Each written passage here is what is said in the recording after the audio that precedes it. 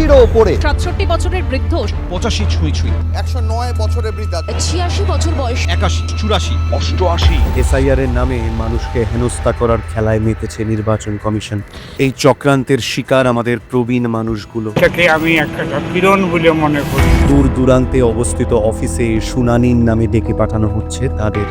বয়সের ভারে নুয়ে পড়া শরীর, স্ট্রোকের মতো গুরুতর অসুস্থতা নিয়েও হাজিরা দিতে হচ্ছে। তো এসআইআর আতঙ্কে বাড়িতে স্ট্রোকে মৃত্যু। কেউ ইনহেলার হাতে হাঁসফাঁস করতে করতে পৌঁছাচ্ছেন শুনানি কেন্দ্রে। কারো চোখে জল,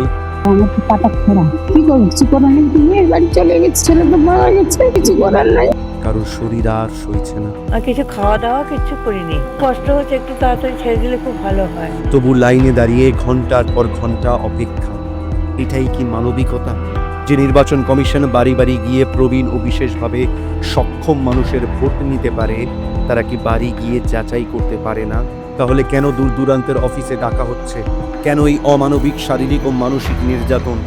বিজেপির তাবেদারি করতে গিয়ে নির্বাচন কমিশন কি ন্যূনতম মানবিকতাও বিসর্জন দিয়ে দিল? আপনি যদি ভোট দিতে যেতে পারেন, এসআইআর দিতে যেতে পারবেন না কেন? তো যাদের ভোট দেওয়ার ইচ্ছে নেই, যেমন ধরুন আমার বাবা, তিনি ভোট দিতে যেতে পারেন না, আপনি মাথা ঘামায় না। এই অসহায় মানুষগুলোর প্রাণের থেকেও কি এসআইআর বেশি জরুরি?